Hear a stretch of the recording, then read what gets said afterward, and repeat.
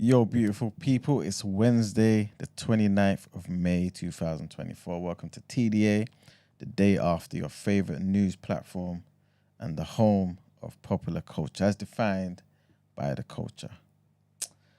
Brent. All right. Do you know what that is for? I don't. Tell me. You wanna hazard a guess? Um, Did you do something last night that was for the community? You're gonna say every single night you do something for the community. That is true. But let me be more specific. What, engaging? Oh. Oh my god. Oh my god. It's okay. And what did you see when it is you engaged? What did I see, you said? What did you see when you engaged? You saw engagement. Yes. Big up everyone in the Discord. Yeah, man. I was pushed by the nonsense of the Labour Party, man. Oh, is that right? That's what it had to take. No, you know, it's I guess I was just minding my business and I saw it and I thought, nah, this is ridiculous. I have to bring this to the people in it. And hopefully, just see what everyone's kind of, thinking about it. And I guess we're going to touch on it on topic of the day. But yeah, I just feel like what they're doing is just ridiculous, man. But I feel even more disappointed in the fact that, and again, I could be wrong here. I feel like a lot of us are going to overlook it and still feel like they're the party for us. And give ourselves like justification for why it is. Oh, I don't know where it's fault, so I just this or this, that, whatever it may be. You know what I'm saying? But I don't know, man. But Von made some good points as well. So What were the points that Von made? It looked like it was good enough to read out to the wider audience. Yeah, I will. Okay. In fact, let me just get it up now. So we can. Sorry, is this part of the topic of the day? Yes, it is. Then topic of the day. Yes. Yeah, we can pause that. Good morning, everybody in the chat. Good morning, Hermelin. Good morning, Ruby Wednesday. Good morning, Amy Snowglobe. Good morning, Sherry K. Good morning, Christy. Good morning, Davina. Good morning, Powell. Powell, I ain't got nothing for you just yet. Each time I keep on saying I'll bring something to you, but my hands are tied. My hands are tied until it's not. But I know I can trust in you. Once it is, they're untied. Good morning, anyway. Good morning, Easy Bambino. Good morning, Squire. Good morning, Ghana Greatness. Good morning, Danny Omega. Good morning, Lala. And good morning, it's me, Rahim. Or Rahim. I ain't never seen you before. Welcome. Big up. Welcome. How are you today, Brent? It's going to be a nice, good show today. We'll give you all of the meat. Indeed. None of the fat, none of the trimmings. Yeah, we got stuff to do. We got stuff to build. All right, straight into the headlines, please. Let's do it. Thank you very much.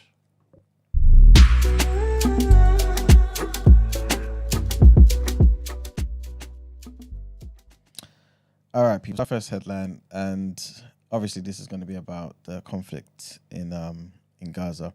And John Kirby is basically the White House spokesperson. He said that the US does not believe that Israel has launched a full-scale invasion of Rafah in southern Gaza, despite what we're seeing. He spoke hours after Israeli forces reached the center of the city and reportedly seized a strategically important hill overlooking the nearby border with Egypt. The US President Joe Biden said that this month, he would limit weapons supplies to Israel if it entered the population centers of Rafah, where hundreds of thousands of civilians are still being believed to be sheltered. Mr. Kirby was also questioned about Israeli strikes and the resulting fire that killed at least 45 Palestinians, many of them women, children, and elderly, at a camp for displaced people on Sunday, which you spoke about yesterday. Israel has said that the strike targeted and killed 2 senior Hamas officials and that it believes that the fire could have been caused by an explosion at a Hamas weapons store nearby.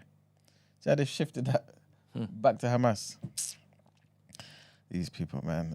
Next headline. This is about Angela Rayner, man. So I remember there was this situation about Angela Rayner and how she did some underhanded tactics with regards to her property. Well, long story short, she's not going to be facing any police action after an investigation into the Labour Party leader's previous living arrangements. So Greater Manchester Police had been investigating the 2015 sale of her former house in Stockport after a complaint from a senior Tory MP. So Tories are snitching, man. She had faced questions, including over whether she owed tax on that particular sale, capital gains tax, and paid the right amount of council tax as well. She welcomed the result and said that she was focused on the election. In a statement, Ms. Rayner criticised the Conservatives for referring her to the police, calling it a tactic to distract from their dire record. The Labour leader, Sir Keir Starmer, also spoke and said that his deputy, who had pledged to step down if found to have committed a criminal offence, had been vindicated. But the Conservatives said that she hadn't provided any explanation to the questions that were actually facing her and called on her to publish her personal tax advice. So they still want to push this for no damn reason. And the next thing, which is what our topic of the day will be based upon, is about what we just spoke about, man. Diane Abbott. She's been readmitted as the Labour MP. The whip has been restored, or whatever it may be. But it's unclear whether she will stand for the party at the general election. She's not going to be standing. I don't know why this particular article is softening it. It's not going to be happening. The former Shadow Home Secretary was suspended in April 2023 after saying that Jewish, Irish and travelled people do not face racism all their lives. Her suspension meant that she would not be able to stand for Labour on the 4th of July. Party officials had tried to broker a deal by which she would get the whip back in return for standing down. It's not clear if the Hackney North and Stoke Newington MP had accepted that arrangement, but Labour has not said who its candidate will be for Hackney North and Stoke Newington seat. Ms Abbott has been contacted for a comment. But yeah, we haven't heard anything from Mr. Abbott as yet. But the party is currently selecting remaining candidates before a meeting to endorse them next week, before nominations legally close on the 7th of June. Labour branches are no longer able to put forward their own candidates. The deadline was passed on Monday, not yesterday. But yeah, that's it for those headlines. We're going to the next set. Yes, please. Okay, so this one, I'm not too sure if you heard about this. This is about the Pope. So basically, he's, in fact, trigger warning, because I may say the word. I'm not too sure what the word is. It's in Italian, I believe. But yeah, just in case, no offense. But yeah, the Pope Francis has apologized following reports that he used extremely derogatory language towards gay men. A statement from the Vatican said that the Pope did not mean to offend anyone and apologized to those who were hurt by the use of the word. At the Italian's Bishop Conference, the Pope reportedly said gay men should not be allowed to train for the priesthood, adding that there was already an air of frociagine, which translates as a highly offensive slur. This meeting was in private, but obviously it's been widely reported now.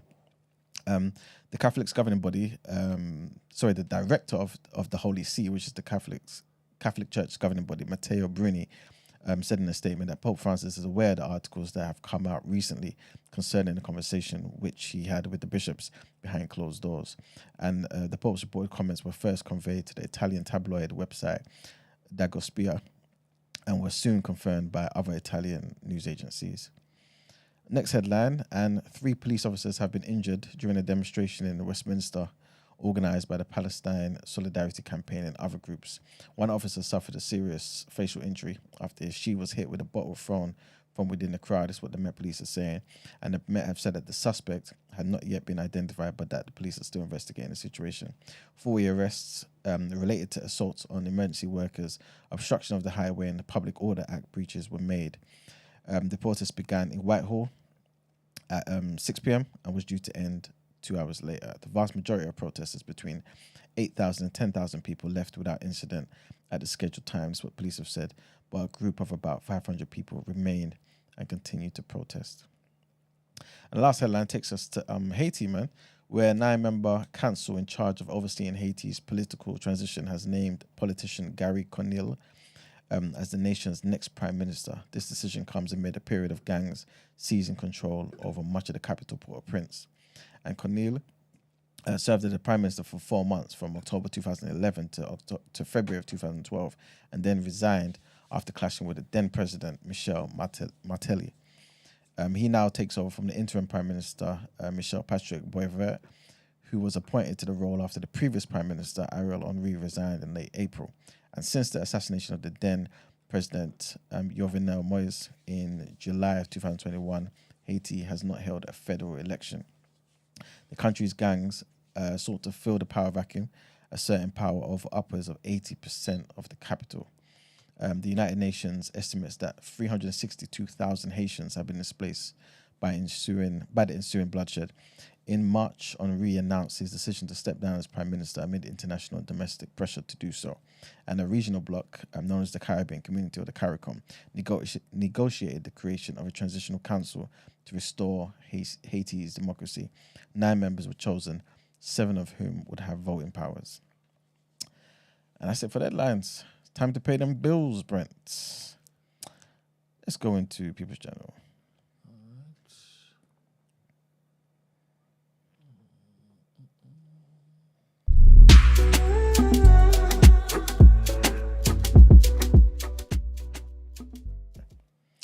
All right, people. Welcome to the People's Journal. I give the news from economics point of view. There isn't much to talk about, to be fair. The main thing I do want to speak about is basically a speech from the Shadow Chancellor, who, like I said the other day, will likely become the Chancellor, Rachel Reeves. And she basically come out to say that Labour will not be announcing any more tax rises. Of course, that's a good thing, I guess. But in her first major speech of the election campaign, she said that every Labour policy will be fully funded and fully costed. There's no ifs, no ands, and no buts. But the IFS, which is the Institute for Fiscal Studies, right, which is an independent think tank, have warned that whoever wins may have to raise taxes or cut spending. And this is where the whole understanding what these politicians say come into it, you know. Because they say a bunch of stuff that they can do and they can't do or whatever it may be. Well, they never talk about what they can't do. They always talk about what they can do. And they never really make it clear that obviously this is going to cost people. And I feel like it's incumbent upon the population to just know that there's always going to be trade-offs. No matter what good thing you think you're going to get from a particular side, a particular party, whatever it may be, there's always going to be something that you're going to lose out on. I think we have to be really mindful of what it is it's going to cost us and if it's worth it. But long story short, the Prime Minister Rishi Sunak claimed that Labour's plans will cost every working family about £2,000 each. This is what the Tories have calculated if Labour make it into power and implement all the things they're talking about. So Ms Reeves is saying it's not going to cost anything. Well, apart from the things she's already mentioned, but there'll be no increases to taxes. But Sunak is basically saying, nope, when you actually crunch the numbers, it's going to cost every working family £2,000. So Ms Reeves also reiterated basically the plan to recruit additional teachers and also to increase NHS appointments every week by 40,000, right? So this is where they're pumping all their money, which obviously on the surface is a beautiful thing. Not even on the surface, even at a deeper level, we need more teachers. We need more teachers who actually want to be doing what they're doing, you know what I mean? So we can improve the education in the country. And of course, the NHS has been suffering for well over a decade now. So it's good for them to actually fund it and, just get the best out of it. Also, I wanted to mention is the IFS, again, the Institute for Fiscal Studies, have said that the state of public finances hangs over the election campaign like a dark cloud and that basically the winning party may have to reduce spending or lift taxes. Again, it's pretty much what I said earlier. And this is something that Ms Reeves has ruled out on Tuesday. So I'm not trying to push the point to make it seem like she's lying, but just so that people can be mindful that, whatever it is that we're said, that a party says they're going to do, it will cost us. Let's not think that this money is just going to just come from nowhere. And even if it was a case of, I don't know, they're just going to print more money, that's going to cost you. That's basically what triggers inflation. So yeah, that's that. Next thing I wanted to mention is Sunak has come out and basically said that they're going to be scrapping a lot of the universities. Sorry, let me not say a lot, but some university courses in England to basically fund 100,000 apprenticeships per year. This is if they win in July. They said, this is their words. They said that they're going to be replacing the worst performing degrees that they consider, again in their words, rip-offs because of the high dropout rates of those degrees and also the poor job prospects. Labour's pretty much criticising Tories about the decline in the number of apprentices. And so I guess this is the Tories answering that, basically saying this is what we're going to do. And long story short, they even circled it back to the tenure of Tony Blair as well. Because remember, if you guys remember, Tony Blair basically wanted to get half of the young people in this country going to university. So that was they I guess, tried to provide the incentive with opening up different courses to kind of appeal to as many people as possible. But the Tories have basically said that this is why we have these low value degrees. You know what I'm saying? Like that you just go and get them, spend X amount of money on your degree for 3-4 years and come out struggling for no good reason. So we're just going to scrap those, and we're going to put that money, that funding, into apprenticeships. And the last thing I wanted to mention is Samsung. So that a union that represents thousands of workers at Samsung, right, have called the first strike ever. You know what I'm saying? Well, yeah, since it was founded 5.5 decades ago. So the National Samsung Electronics Union said that it's going to be holding a one-day protest by asking all of its members to use their paid leave on the 7th of June, and they've not ruled out a full-scale strike in the future. But at the moment, it's just simply a one-day strike. And this particular union says that all of its members, which is about 28,000, which is accounting for about a fifth of the company's total workforce, are basically going to be taking part in this. At the moment, they haven't ruled out negotiating with Samsung for better pay and conditions and things of that nature. The main thing is they want a 6.5% pay rise and a bonus that's actually pegged to the company's earnings. So yeah, if the company does well, we should be doing well as well. It shouldn't just go into lining your pockets. And obviously they haven't agreed to anything as yet, but that's basically what the plan is. So yeah, we'll see what happens, and if it's if anything substantial happens, I'll let you people know. That's pretty much it for the People's Journal, Brent. We're going to the next set of headlines.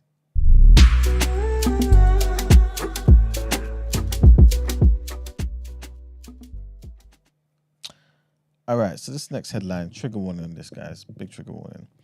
And this is about the stabbing that happened in Bournemouth.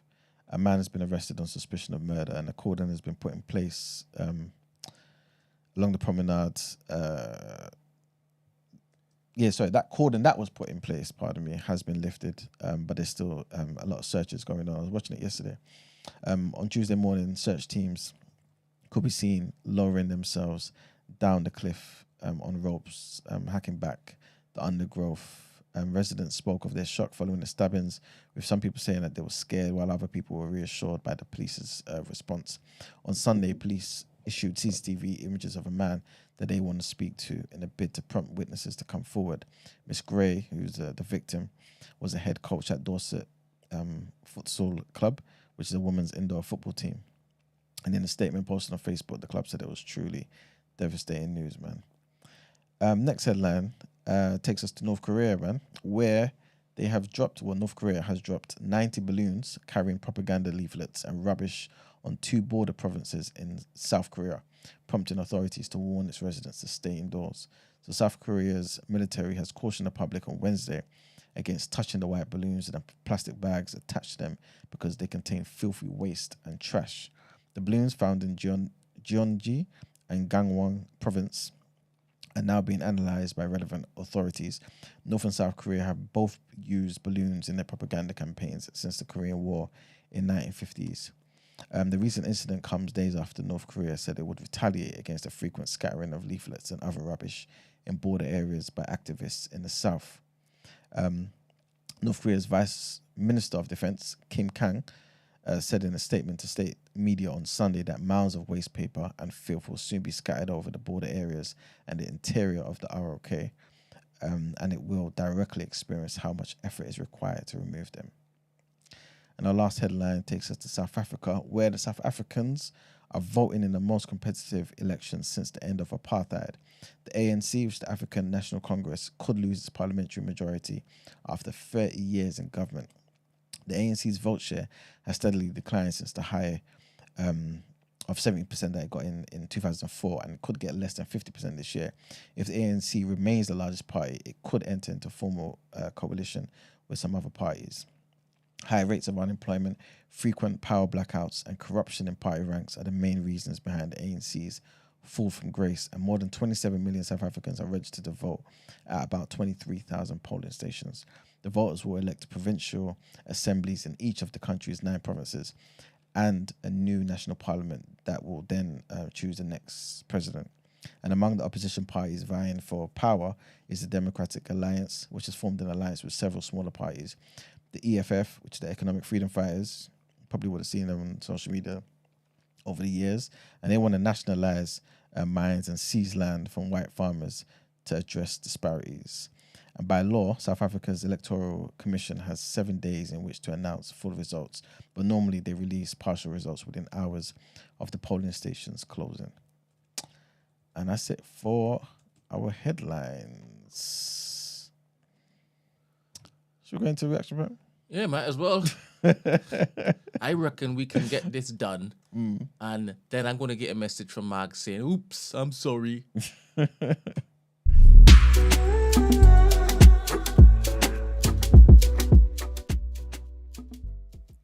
Yo, people, I'm so sorry, right? This isn't going to happen all the time.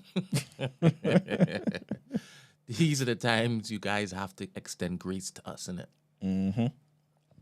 They must have to react to be fair. Gareth Southgate. Did you know that they wanted him? Well, apparently Man United were looking to... Yeah. Well, he is... They rule it out. Just ruled it out, man. He had no interest in engaging in any conversation that was not about his job as England manager. Apparently, Southgate's sole focus is leading the Three Lions at next month's European Championships in Germany, which begins on June the 14th and sees England face Serbia 2 days later. Although Southgate's England contract runs out in December, no decision will be made on his future until after the tournament, with the FA wanting him to stay. When asked about his future last month, Southgate made it clear that he was not going to be entertaining speaking to anyone else while he was in a job. And the next thing, which is... Fair, only because I think, dependent on what happens during this Euros, he might be looking for a job. There's a lot of expectation riding on him, especially with this particular crop of English players, especially during this particular tournament where it's not the World Cup. So if it is he doesn't perform, and performance, I'm thinking, means go to the final and either win or put up one hell of a fight, and they just missed it, then I think he's got to look for a job. I don't think they will look to go into the World Cup if they just miss it, Huh? If they just miss it. No, if they just miss it, it's cool. Oh, okay. That's what I'm saying. If they just miss it, or if they win, then it's cool. But if it is that it just doesn't perform and it's terrible, then I think they will look to use the 1 and a bit years wisely before the next major competition, especially the crop of players that they have right now. It's crazy. Yeah. How well do you think they're going to do? Well, in theory, not being fact, I think they're going to do very well. They should do very well. What's that, like semis? No, I'm thinking finals, man. Okay. Like finals. Okay. Like on paper, 100%. Interesting. What are some of the other like competitive teams are? France.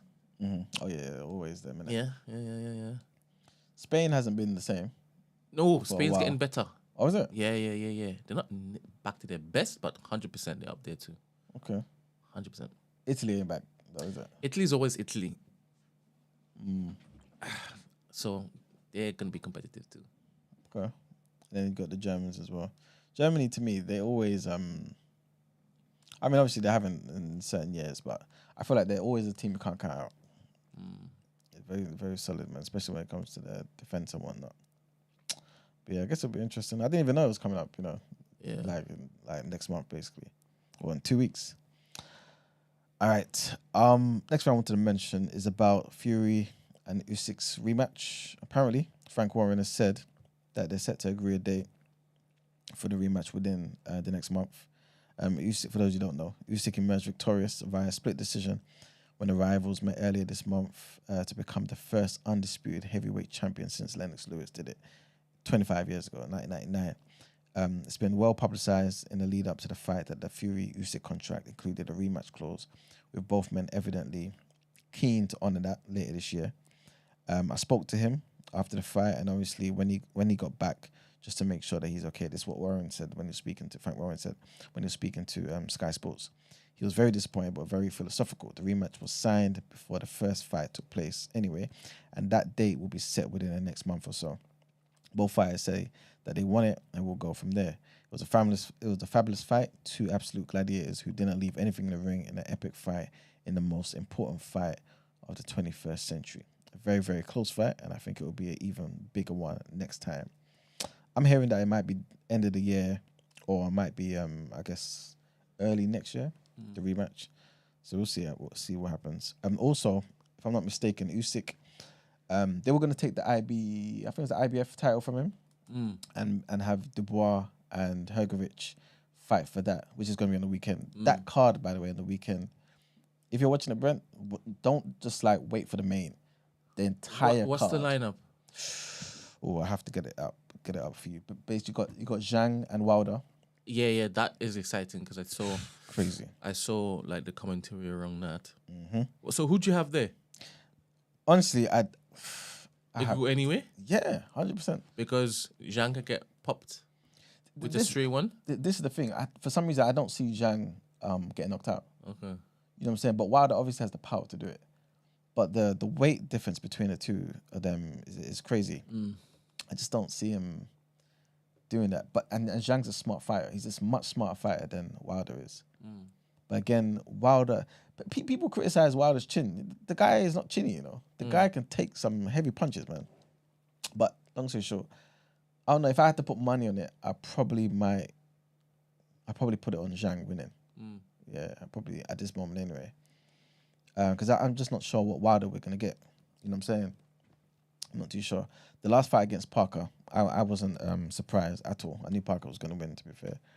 But Wilder's performance was that bad that you're just not too sure if he's got anything left in the tank, like to really make it competitive, or if this is just like a money fight before he retires sort of thing. You've also got Hrgovic and Dubois. Again, another tight fight, man. I'm not too sure who to put more on, like who I would choose for that. If I had to, I'd probably put it on Hrgovic. Only because that guy, he's a serious boxer. Not in terms of like skill and all that stuff, but in terms of durability. I feel like he's got more heart than Dubois does. Even though Dubois showed a lot of heart in the last fight with Miller, I just feel like Hrgovic can take more punishment than Dubois can. And I feel like both of them are going to be fighting in the center of the ring, trying to, you know what I mean, really, really hurt each other, rather than just like, you know, skill for skill sort of thing.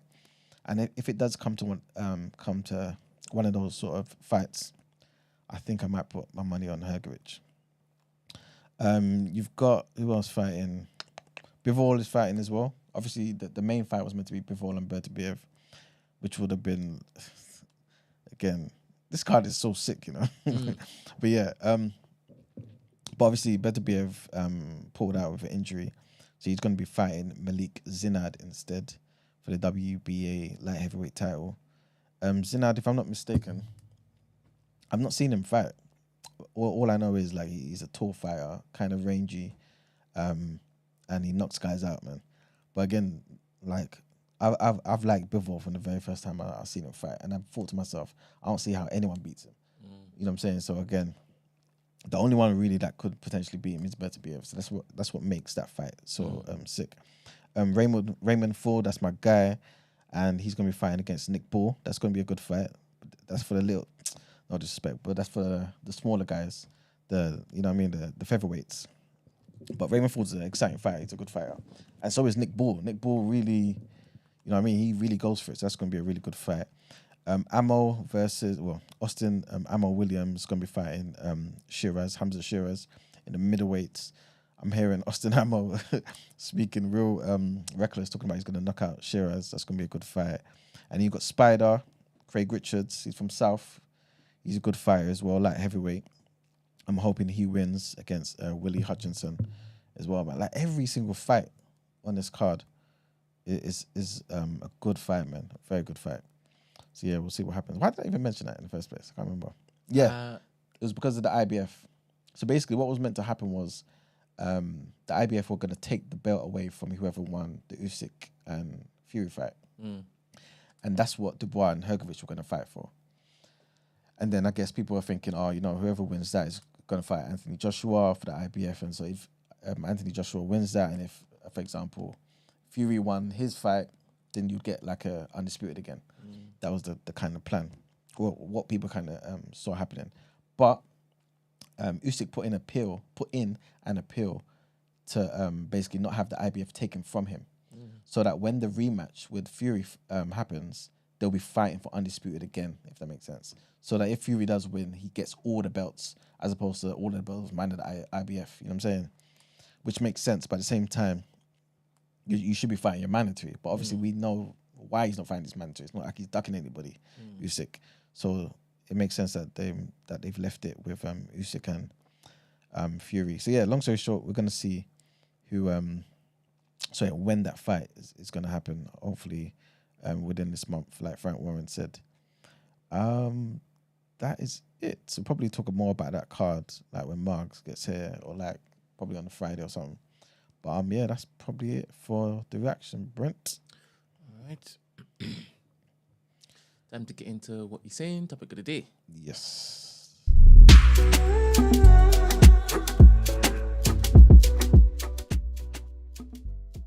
Alright, cool. It's not for me. It's not for me at all. It's for him. All right. Definitely do it tomorrow. All right, people. So, topic of the day. Like I was saying before, yeah, we're talking about the information that we got about, you know, Labour making a decision to... What happened? I can hear some noise outside. Might have to pause. All right, cool. So you don't have to do this again. Mm-hmm. He's probably strolling and thinking that he had buffer. Never mind. So that lineup, is that really one in a lifetime type of lineup? Bouts? If Bivol versus Better BF was on it, that's the best card, man. You've got, like, in your lifetime. Serious? I think so because you normally get like a sick main event, maybe another one, a co-main that's sick, or another one as well. But every single fight on this card, you know what, that could be huh? Oh, every single fight on that card. This guy. All right, every single fight on that card is good. Is solid, man. You know what I'm saying? But yeah. All right. Topic of the day. So obviously, for those who don't know, who missed it, well, if you missed it in the headlines, Diane Abbott has had. It looks like she's going to have the whip restored. But obviously, the deadlines for the candidates who are going to be representing their constituents and whatnot has passed as of Monday. Obviously, this was done strategically so that she's unable to run for the seat that she's held for 30 years, Hackney North and Islington. No, Stockton, pardon me. But yeah, so yeah, like you said, Brent, I posted it in the Discord yesterday. Guys, if you haven't already, join the Discord. And people said, yeah, you know, they're not surprised. This is like clockwork and everything like else. And I was basically, this is basically what I said. I said, yeah, I'm not surprised yet, but it's a disgrace. This is why I see Labour as just as bad as the Tories. I know people may be upset with that, but this is why I see them as all the same, right? There's no real difference between them for me. Yeah, and I went on to say I don't waste time over the little differences. They don't represent black people, yet too many of us give our votes to them without question. Surely we've got to realise none of these parties care about our needs and wants to any real degree. Maybe Miss Abbott should run as an independent like Corbyn. Could they both win their seats that they've held for 30, 40 years, respectively, and send a message? Who knows? Or is this a pointless endeavour? Like, on the surface, do you feel like she should run as an independent like Corbyn is doing in Islington? What constituency is she from? Which one? Hackney North and Stockton. And Corbyn is... Islington. Does she have a support in her constituency? 30 years. She's won it. And should she run as a what? As an independent. 100%. If she still has the energy and Yeah. fire, does she? I don't know, you know. Last time you She's spoke to her, 70 what did plus, she innit? say? She said that, you know what, she feels disheartened by Labour. Yeah. You know what I'm saying? Did you tell her why did she think that anything would be different? Why is she in that party if it is you're saying that they're both the same? Don't you look to remove marks from her if it is that she's part of the problem? Not really. I don't see it as do you know what the thing is? Do you judge blacks in the system different to blacks outside the system? No. I feel like there's different ways, different strategies to get there. I may judge a little if you act as though that's the only way to do something. Like, let's do it for the politics. You have to be part of the system. No, that's bollocks. What are the good blacks in the Conservative Party? I don't know them personally. You innit? pointed out a good black in the Labour Party. What do you? No, but I don't know them personally for me to say this is a good black or a bad black. You know what I mean? Like, I personally don't feel it's wise to say somebody is bad because they're part of the Tories. Personally, I don't think so. Because you just don't know their agenda. You know what I mean? Like, some people just feel like, you know what, look at when Natalie came here. She tried to go to all three parties, right? To get support and then, you know, represent them as the mayor of London. Went to Labour and immediately felt like this is not for her. You know what I'm saying? But then when she went to Tories, they gave her the space to at least, you know what I mean, run in some capacity. So if somebody comes in and feels like, and Who gave her this space? The Tories. I thought she said they didn't. No, the Tories did. Labour, that's why she ran, well, she first came out to the public as a Tory candidate because they were the only ones who did. Labour basically said, what did Labour say? Why did she change her mind? Why did she change her mind from running? She under just, the Tory I think leadership? while she was in it, she realised they were the same in it. Is it? Yeah, I don't that's know. That what she was said. what she said. I thought she said that they then looked to blackball or shun her from doing what she was supposed to do. What she thought that she could do when it is that she basically joined. I thought that's what she said. I didn't know that she was saying her eyes were opened and she's like, nah, this is nasty in here. They're racist. Really? But then if it's the whole blackball thing, it's kind of the same, though, isn't it? Remember, I was there pressing her about Boris Johnson and whatnot. Yeah. And if she knew that Boris Johnson was all systemically throughout that particular party, why did she look to walk in waltz in there? And she's like, she didn't know about Boris Johnson like that. I don't know. I think you're remembering a bit differently the conversation. I'm pretty sure she was basically saying that all three parties were the because remember she tried the Lib Dems as well, innit? Yeah. And all of them, she just felt as though, because I think the Lib Dems were talking about, oh, why don't you join our race committee, our racial group that deals with ethnics or whatever it may be. I just thought, what type of nonsense is this? Maybe I'm remembering it wrong then. Never mind. But yeah. So yeah, I only say that just to say that some people, I know that may sound foolish, right? But some people feel like, okay, cool. Like you said, I just want to be part of the system. And if I'm going to Labour, and for example, let's just say I'm starting today, and I look at the way they've treated Diane Abbott, and I think Corbyn is my guy. Look how they treated Corbyn. And I feel like there's no real space for me here. I know, like, why would you go to the Tories? But if you went to the Tories because you've got conservative views, you're not a Tory like that at heart, you don't really relate like that, but you've got conservative views, you may find yourself there reasoning with people and thinking, you know what, maybe I can do something for my borough, my constituents and whatnot, under the Tory banner. You know what I'm saying? I know I'm obviously kind of creating an extreme here, but I say all of that just to say I don't think it's wise for us to judge a person because they're part of a party like that. When they show us what they're about, then I think we can do that. But people have a lot of weird takes and strategies, you know what I'm saying? And I feel like the most important thing is the end goal as well. I mean, it's interesting. It's interesting because the Tories have a history record of being racist, right? Yeah. A history documented 100%. past. So anybody looking to join the party, one has to ask the questions. How is your mentality set up? Yeah. Right? That's my first you're right. response if it is that I see them running headlong into the Conservative Party. But I hear what you're saying, that you shouldn't automatically think they're this, that, and the next. Because I guess dependent on your constituency that you're representing, um, mm, mm, mm, I don't know. I don't know, Emmanuel. I really don't know. Don't get me wrong, it's hard. This is why I couldn't vote for like the Tories or whatever in the last mayor thing, innit? And I do believe that Labour has changed over the years. For good or bad. When Diane Abbott started, it looked very different. Labour looked very different. Of course, 100%. Yeah. So her being there 30 years, and it's now looking like Spider-Man, conservative Labour.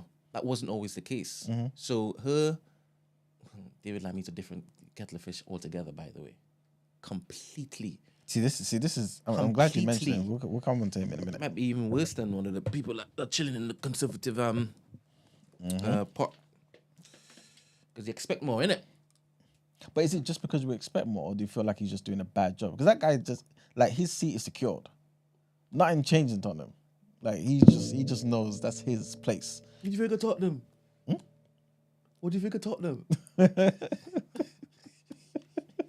That's all right. That's why it's safe. He's just, yeah, man. So I don't know, but it's funny because I do hear like a lot of black people have a lot of criticism of David Lammy. And you don't know why? Yeah, I don't know why, because like, why him specifically? That's basically what I mean. I think he's incompetent. I think he says a lot of word salad.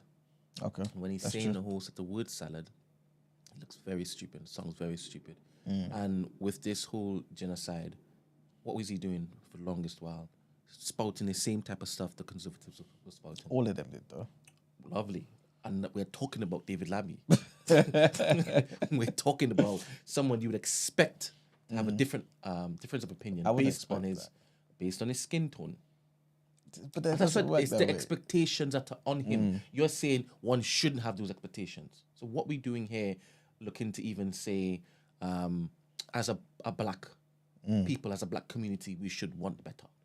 If it is that you're saying we shouldn't have expectations on any of them, especially in power, then what are we doing? And I'm sure in the first place he was voted off the back of him promising certain things. Promising to stand up for the small person, the weaker person, the oppressed. And he has become what? The oppressor. But I don't know if Gemini can answer this, right? But how many Labour representatives, MPs, right, that actually, head the constituents and whatnot, are actually working class? You know what I'm saying? Like, how many of them? Because... And how many of them came from proper working class backgrounds? Because I don't know, like I feel like that plays a part.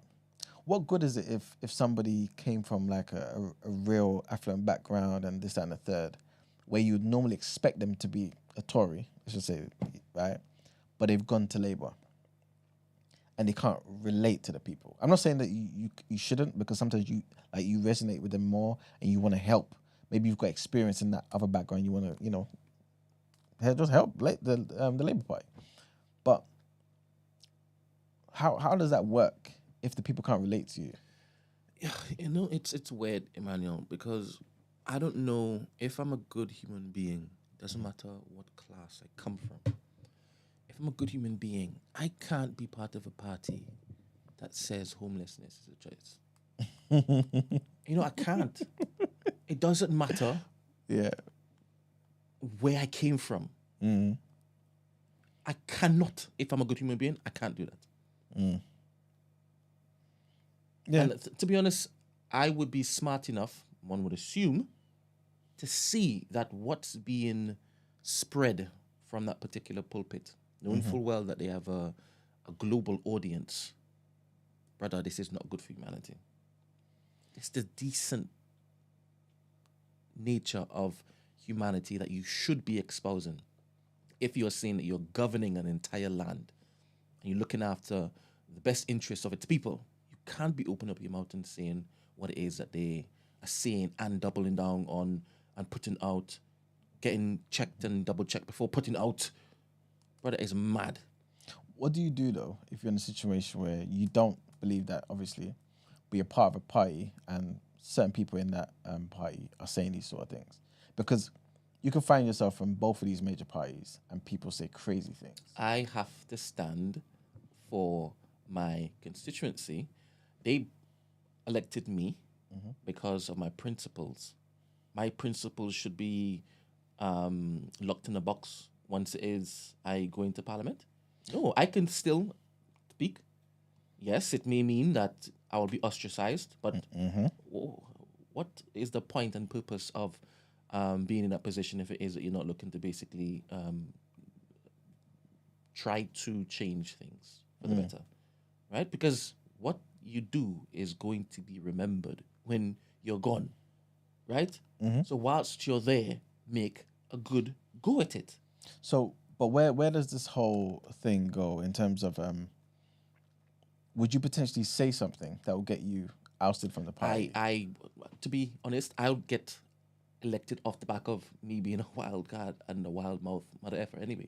But you're only elected because you're, obviously people love you and whatnot, but you're part of the party.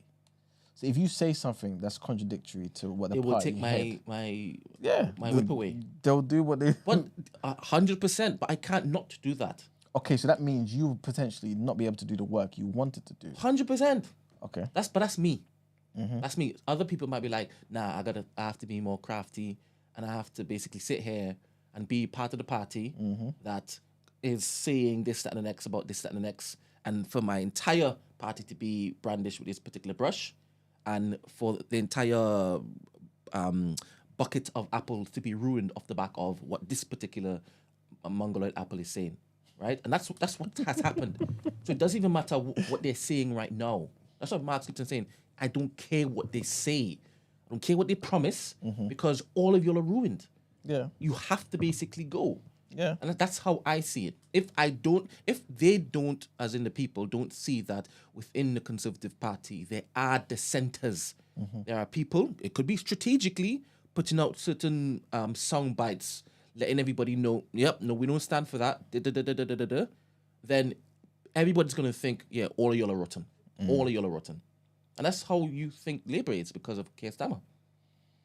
Because nobody's going up against him and saying, nah, this shouldn't be happening, blah, blah, blah. It's not just Keir Starmer. I think it's because I feel like the whole party, there's, like I said in Discord, there's an invisible hand at play that's doing stuff. Remember we spoke about the Labour files before? Yeah. I hear you saying invisible, but that wasn't invisible at all. At all, exactly. At all. Exactly. It just wasn't reported by mainstream media. Precisely. This is 100% true. But look what they're doing. So if I have hope in the Labour Party, but I'm aware that there's forces that, like within the party that's moving certain things around and trying to shape it into what they want, and just have Starmer at the head. Why? Like, why do I still support this party? Why do I still feel like we can do something significant? You know what I'm saying? Because I don't know. Yeah, it will be interesting to find out what you say during the run-in, because I'm not too sure what you are proposing for people who tune into TDA every single day and are looking for the best way to vote. Yeah. Right? Because it's up in the air right now. Yeah. Right? I don't think anybody can call in and say they definitely know what we are suggesting or steering them to focus on. No. Not yet. So, but you know, the thing is, it's kind of like how it is when we talk about boxing and stuff. You mentioned the pros and cons for both sides and things of that nature, but then you have to face, like you're left having to choose. So I'm definitely going to choose. You know what I'm saying? I am never going to sit down here over the next 5+ weeks and hear any sort of suggestion that that's a nice policy from The Conservatives? Hey, it's not going to happen. But if it's a good policy, And I don't. That's what I'm saying. They lied before. They Yeah. lied before that. They lied before that. But yet now, you want to believe they're telling the truth? I don't know how that math works. And you were all about math, right? yeah. So if I look at inflation numbers, and I see that they're down to 2.3%, and it was high as 11%, I risk going to 15 to 17%. And Sunak said that's one of my things I'm bringing down, that I'm focusing on, and he's done that. That's not a Tory lie. That's a reality. Now, again, Hold up. Someone's trying to go in the Discord. okay. I just got my car. I need 30 minutes. See, we ain't gonna be here in 30 minutes. We ain't gonna be here in 30 minutes, bro. Good morning, Chijoke. How are you? You have to unmute your mic. We'll wait until it is that he. Morning. Morning. How are you? Yeah, not too bad. Thanks for calling in. Okay. Sorry, I'm just checking. I can't hear you. I don't know if you can hear me. Yeah, we can hear you. Something's wrong on your end. Oh. Okay, no, that's fine. I can hear you. I had both of them on. Yeah, I think I don't know how far you got into the conversation in terms of the Diane Abbott situation, but I think when I was messaging in Discord to E-Man, I don't think I'm necessarily saying that they did the right thing to strike her off, and I have seen a recent report saying they technically haven't. But I think what they're trying to do and what they've always tried to do is say, look, we don't want any more mishaps within the Labour Party that people can then attack us on, like they did with Jeremy Corbyn with the anti-Semitic charges, which I'm not necessarily saying that's what she did, but I think that's what they're trying to hide. They're just trying to hide behind that and say, well, this is what we're trying to protect to make sure there's no threads that the Tories can pull on to try and make us lose this election. Okay, I hear you. But I feel like that's how they presented it, though. I personally feel like, because you know what, like no one cared about the fact that she mentioned Irish people or travelers. You know what I'm saying? That was all in the same sentence. No one's cared about that. It's only a particular group, and that same particular group, apparently, again, if you watch the Labour files, are moving things around, man. You know what I'm saying? And so I don't think it's the way that you're saying, where it's like, cool, we have to be mindful of our Jewish donors or people from that background who may feel some type of way about what we're doing and how we're handling this. I think it's more so they're acting first and saying, yo, remember we have the money here. Remember what we want from this. Remember what we did to Corbyn. Fix it with Diane Abbott so we can continue with the plan. You know what I'm saying? That's kind of how I see it. So the nice way that I feel like you presented is an optimistic way of viewing it, but I think it's much more crafted than that. You know what I mean? So what I might have missed earlier, sorry, is what do you think this ultimate plan is then? To get rid of anyone who's like a supporter of Corbyn, to get rid of that older I guess viewpoint perspective generation, who will not side with I guess the policies of this new wave that's under Starmer, and also to be able to influence what goes on potentially in the Middle East and in the country. You know what I'm saying? So I'll give an example. Look at when Starmer said, when Starmer kept saying Israel has a right to protect itself, defend itself, things of that nature, over and over and over again. He was just given a script almost, right? Or he was just saying stuff that he knew the people who are backing him would want to hear. You know what I'm saying? He's only now changed it. I mean, yeah, go on. I was just going to say, so in terms of what he's saying, can you give me any differences in terms of what Tony Blair did while he was in charge? With regards to what specifically? Middle East, with regards to the way we went into the war. I think a lot of his policies were quite left central if we look back on it. And I Yeah. think what Starmer's trying to do is get back where Corbyn was extremely left, and what I think most of us growing up were taught Labour was. I don't think Tony Blair could have been looked at that in the same way. I feel like you know the thing is, I think Tony Blair's a stronger personality as well, and I feel like even if he wanted to support what's going on in in Israel, I feel like there would have been a way he would have done it that would have that would have been a bit more palatable. Starmer doesn't look like he knows what he's doing, and it looks like he's just being fed information. You know what I'm saying? And so this is why we knew. But don't you think that's a bit disingenuous though? Why? Because if we're saying that's the plan, Mm. and I'm telling you, based on what we've seen previously, this is sort of what they've done anyway with their policies in the Middle East. Mm-hmm. Say that he's been fed rather than Tony Blair being more charismatic, so it seems like it's more in his mind. I feel like that's the part that I'm trying to get to, where I'm like, this is, I think, what they think is going to win the election because they're trying to go back to what Tony Blair did. So whether Keir Starmer is clueless or not, I do think he is a bit clueless in the way he speaks. I do think he doesn't quite seem like he's taken his policies on in terms of a clear plan. But I also think there is probably a push, like you said, to get rid of more of Corbyn supporters because there is a push to move away so much from the left because they believe that's what lost the election. Yeah. And whether that's due to other people in the background saying to them that this is what we want you to do because there's too much talk on how Israel is basically doing a genocide of Palestine.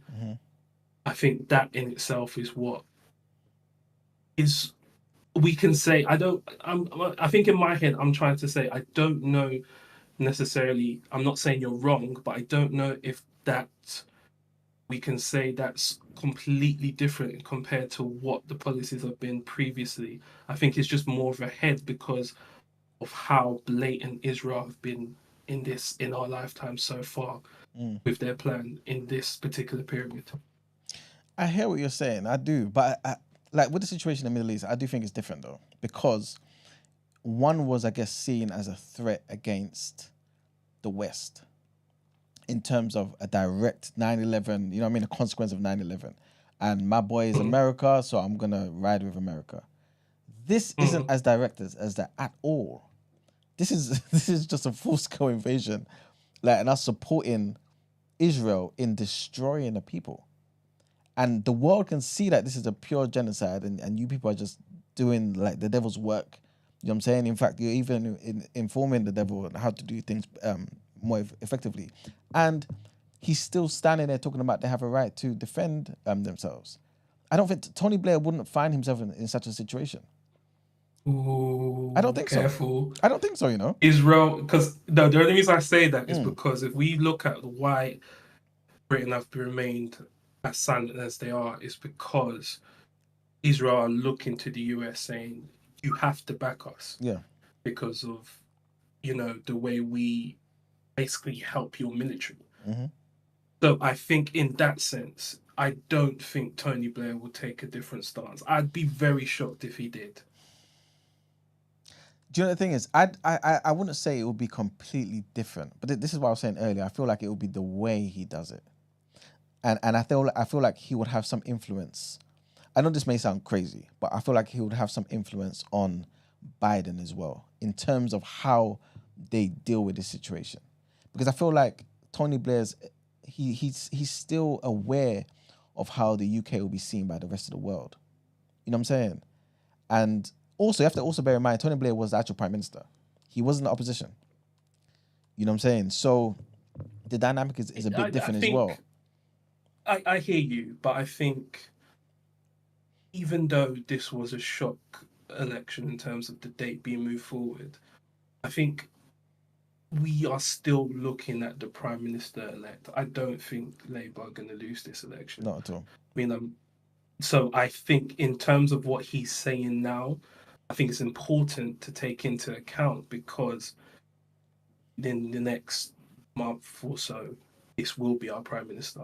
Mm. So what he's saying is important for now because of where it's going to take us. And I think I understand what you're saying in terms of the way Tony Blair might have tried to make it more peaceful, might have tried to make it so that we can do more sit down talks and get to a point where it's not escalating. But I think the issue we have is it's not just this war.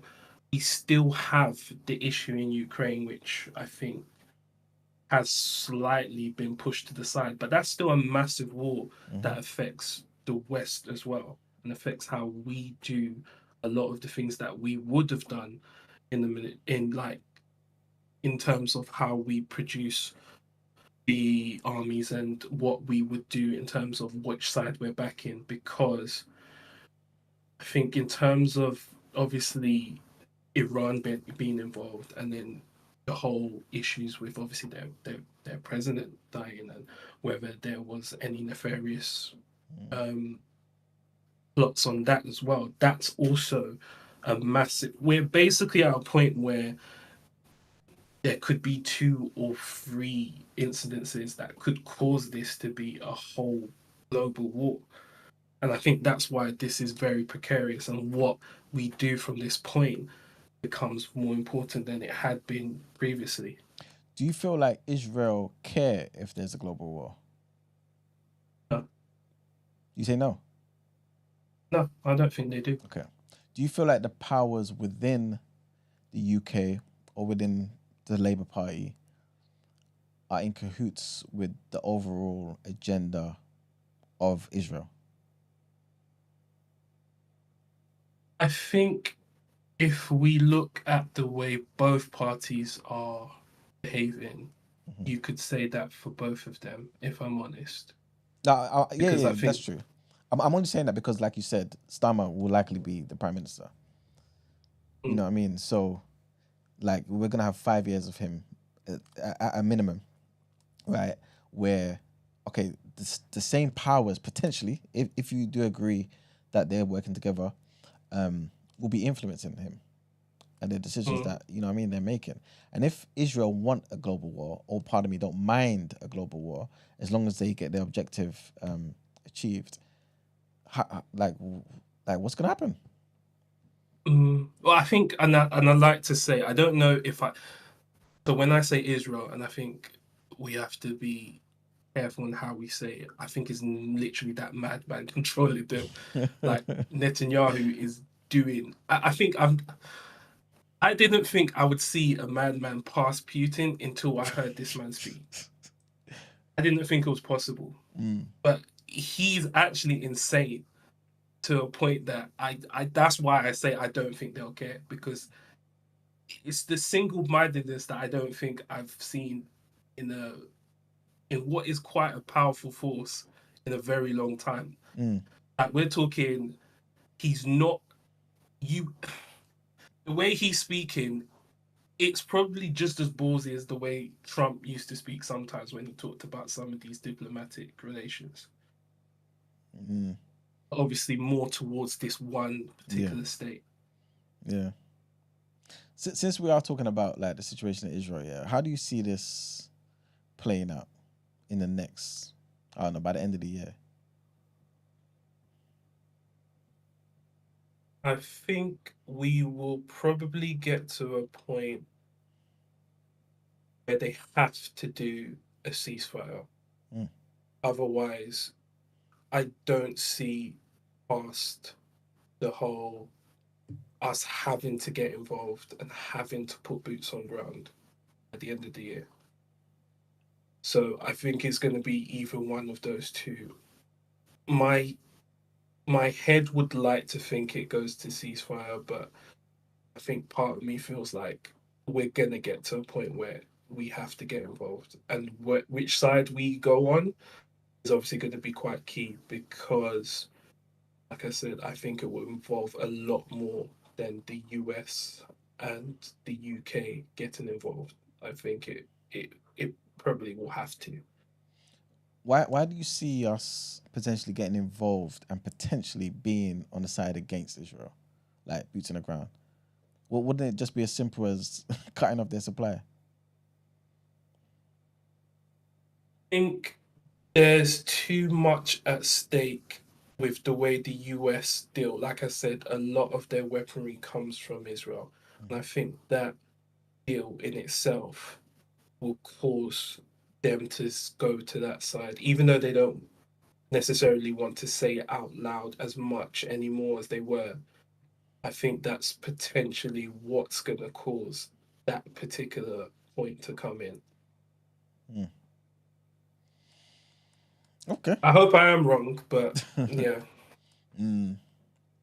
Do you feel like because I was speaking to Ramsey about this the other day, yeah. Do you feel like I guess the voices of the masses, you know, when people are saying pray for Rafah, pray for Gaza and Palestine and things of that nature, and do you feel like that's making a difference?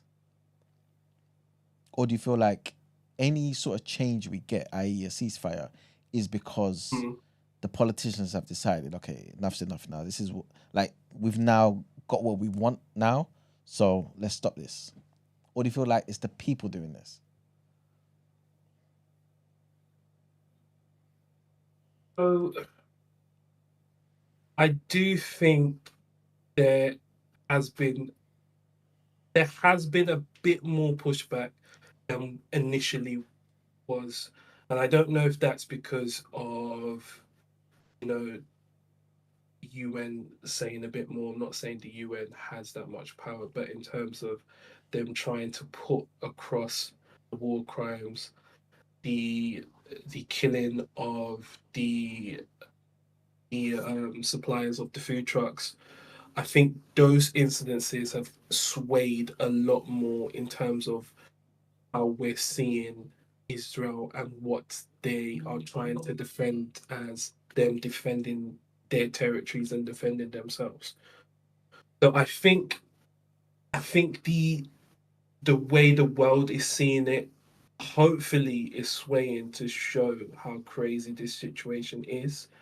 And I think that's where I would like to think the ceasefire is coming towards, because I think it's been mentioned, but it's been mentioned obviously for them to move initially to what they claim is quote unquote safe areas. Mm-hmm. Boy, I guess we'll see, innit? I guess we'll see. Mm. Um, Right, yeah. I'll guess I'll let you guys go Thank you, man. Thank you Thanks for for the calling call. in, on. All right, okay. thank you.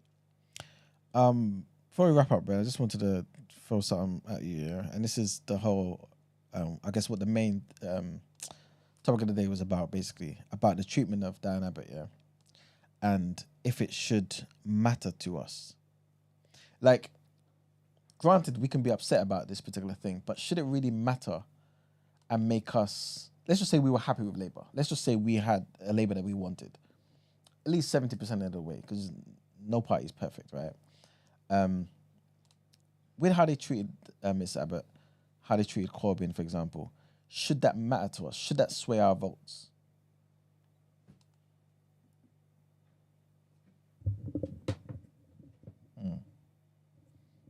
So, like, for example,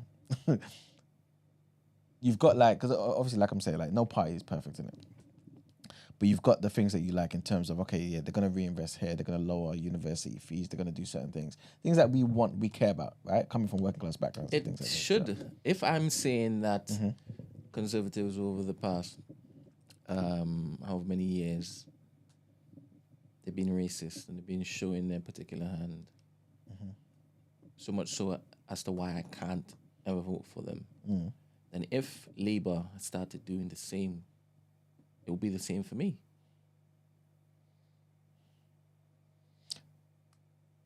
Do you see it as the same? Why do you see it as the same? If they do it to one person, like Mr. Abbott. I don't. I saw the Labour files. I don't That's just true. I'm not just saying it's off the back of Diane Abbott. I mean, we're seeing it in real time. Yeah. We're seeing them take the same stance, the same position as the Conservative Party over the Israel-Palestine and conflict. We're seeing it in real time. Yep. To suggest that it was just Diane Abbott, no.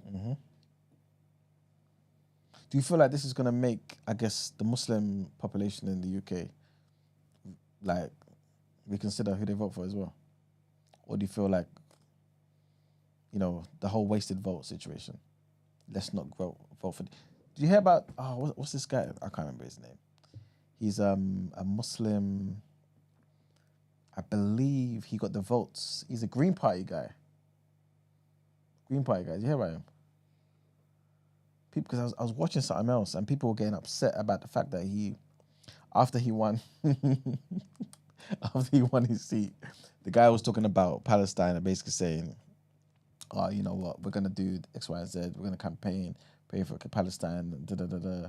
You know, he said Allahu Akbar at the end of it. Da, da, da. People seem to be getting scared because this is how he was talking, right? And he won his thingy, Green Party. I think you have to look at him. I just found it kind of funny how people kind of saw it as like, I don't know, like it just seemed like people just scared. The whole Islamophobia thing just came to mind, man. Just because man is praising God. But anyway, I guess we can wrap it up there, Brent. But yeah, in fact, the last thing I do want to read is what Von said, because Von made a very good point.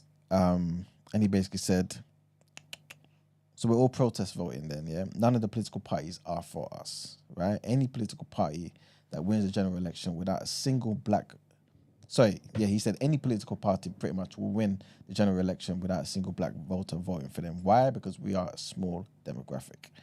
And it's the truth. It's not like in America, right? But he says that doesn't mean we're powerless and lack influence. If you're serious about affecting change, then start small. Learn to organize and expand. Tenants and residents associations, neighborhood watch, local park action groups, small business associations, local school boards, non-profits, non-executive positions, magistrates, media presence, of course, TMB, you know what I'm saying? Things of that nature. All it takes is for you to really take an interest and affect your local area first, then leverage that strength and influence when the politicians eventually come to you for support, and they will. Why? Because they always do. And it's 100% fact. And this is why I basically said to Von, I agree with you entirely, man. This is why I push the economics thing, because I feel like you can have those influence in those areas, but if you own things in those areas, I think your influence will be far more, you have much more of a stronghold. So yeah, man, hopefully that hasn't discouraged everyone too much. There is still a lot of things that we can do, man, to get the change that we want. But yeah, I think we can wrap it up there, Brent. Okay. All right. So we will go into our outro. Mm-hmm.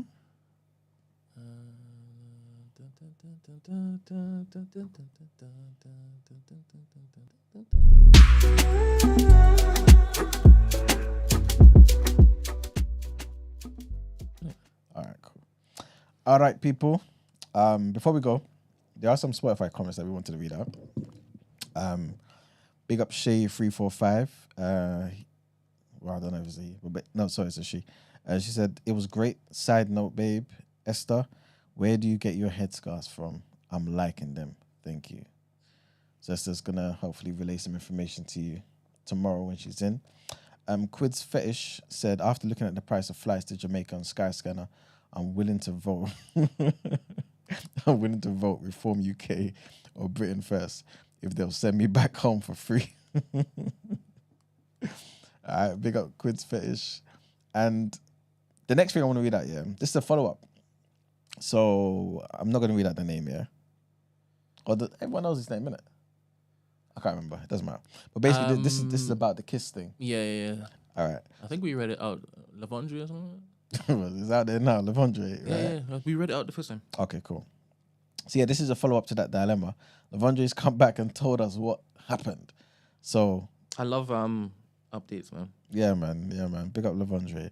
And he said, I did ask to kiss her.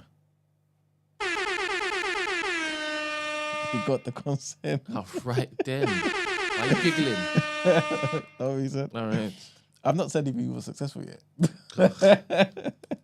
I'm only joking. But yeah, he said, I did ask to kiss her and I still got the kiss. She did say to me, why are you asking? Oh. Mm-hmm. So this is after. She said, why are you asking after? And told me to just read the room. Interesting. Very interesting. He then went on to say, it was a bit awkward. I'm not going to lie.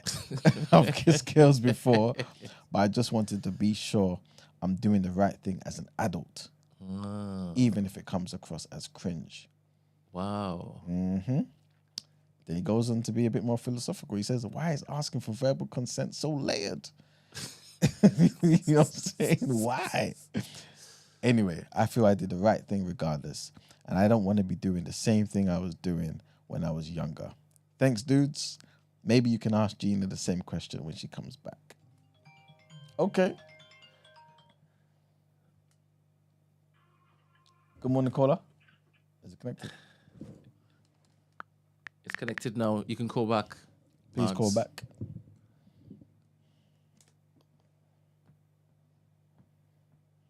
Hopefully he calls back. Mm-hmm. But yeah, man, it's interesting, isn't it? She said. There we go. Hello? Morning. Morning. Can you hear me? Yeah, we can hear you. So you say I was right then, yeah? Pretty much, man. For that scenario. So because people, so they're trying to put me online and I'm right, you know. This is how the world works. This don't make no sense. You can't win out here, you know. This is why you should listen to the people online. They don't know what they're talking about. But do you all think it's the safest bet in this climate just to basically ask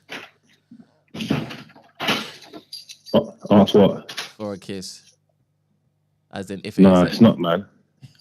You just ain't got no source if you got to ask, man. I'm out here, man. I'm living in real time. I'm telling you, this shit works, man. I don't understand what you're talking about. That is fine. Ain't no charges being brought against me. I'm blessed. But that's you, right? He's not you. So if he's already on that particular, should I, shouldn't I, shouldn't I? Should he just go with the, all right, cool, I should? Like I said, man, that's a him problem. It's not a her problem. He just needs to get his source up and he needs to read the room. She gave him the right advice. Like, just read, like, you know what go on in it. Body language, everything. You was there for the date. You know it went well. You could tell whether she's leaning in towards you, puckering up. If you're in her personal space, you'll know if she don't want you in there. Like, have some sense, man. All right, guys, I'm abstaining. You know, I don't think I can vote. You know. Serious. Yeah, I'm done with Labour, man. Care's a piece of shit. You're forgetting Diane from Hackney, you know. I don't play that shit. I don't play that shit. This is what I was trying to tell you, lot, man. Nah, man. He's bad, man. He's just as bad as the rest of them. And I was watching some Jewish man talking yesterday, and he's part of the Labour Party. And he was saying that, like, basically, there's like a little boys' club in it, everyone on the right. If you're not on the right, then there's no chance of you getting in. Diane's, like, heavy on the left, you get me? So they're just onto her. And it's like, them giving her a whip back, but telling her she can't vote, don't make no sense. It's like they're trying to appease a certain amount of people. But if you know, and I need to go and find out and get more information. He's saying he's got 3 other examples, yeah, of white men doing similar things, and all they got is a smack on the wrist for it. Yep. Get me? All they got is a smack on the wrist once they've done their apology and whatnot, and they're back cooking again. You get me? 3 white men, they're calm. The first black MP in the history of the country, and this is what you are doing. It's just sending a message, man. They don't care about us, man. But obviously, no one cares about us. But I don't know, man. I don't know what he's going to do to make me vote for him. I ain't voting for him. Fuck care, man. Yeah, that's how I move, man. I hear you. Gotta make a start, man. They gotta lose the black vote. Then again, I don't know if I'm kind of say it's gotta go somewhere. You get me? Maybe we need to push everybody to go Corbyn so he gets a seat, so they lose some seats, so they lose at least 1 seat. You get me? See if we can get Corbyn in. I feel like Corbyn. We need an agenda. I feel like Corbyn's gonna do it. We need an agenda to push. We got to do something, man. We got to try and make them pay. Yeah. Fuck Keir Starmer. Yeah, I agree, man. 100%. But yeah. Thank you for your contribution today. You're the best. See you tomorrow, hopefully. No, I'm there. I mean, I've got a dentist appointment at 10, but don't worry about all that. See you in the morning. Later, Alright, later. man, later. So yeah, man. I guess we can wrap up there, man. Brent, when are we having the Black Vote Convo? Hmm. Soon come. Yeah, man. I don't think you understand how soon. True Very indeed. soon. True indeed. Very, very soon. True indeed. Got such an interesting year for you guys, you know. Such an interesting year. I'm telling you, there's a shift coming. Indeed. And we are on the front line. We ain't running from nobody. We're turning up and turning out. Facts. Facts. But yeah, man. Thank you guys for tuning in. You know what I'm saying? Thanks for the researchers. Thanks to all you guys that like the video, share the video, comment in the chat, you know what I'm saying? Telling everyone about TDA. I feel like some of you lot have stopped doing that though.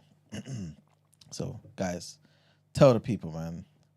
Remember, you can the best way to contribute is via the Discord. Yeah, as you can hear, it was clean, clear, Yeah, crisp. Mm-hmm. But worst case scenario, you can still send in your voice notes and text messages to 075 64 841 073. Also, Brent, what's that link? It's if you've got a dilemma, Yeah. then it is www.thenewblack is always spelled with an X and not an A, .com/TDA. All right. Yeah, you send your dilemmas in. Yes. We got a couple that we're gonna be reading it on Friday. Mm-hmm. Yeah. But yeah, man. Thank you guys, man. Appreciate it. Have a good rest of the day. Sorry. Star Steph says we're 6 months in. What does that mean? Is he saying that change is going to happen overnight? My friend, we've begun. Mm-hmm. We ain't stopping. This is a locomotive train, baby. It is a locomotive, and we are going to be stopping at many different stops. You see. True indeed. But we'll get to our destination. Facts. And the next time I see something like that from you in the chat, I'm going to block you. I don't even know what that means. Do you understand what we're building? Have you got shares, man? God damn, exactly. God damn. But yes. All All right, man. see you tomorrow. Peace.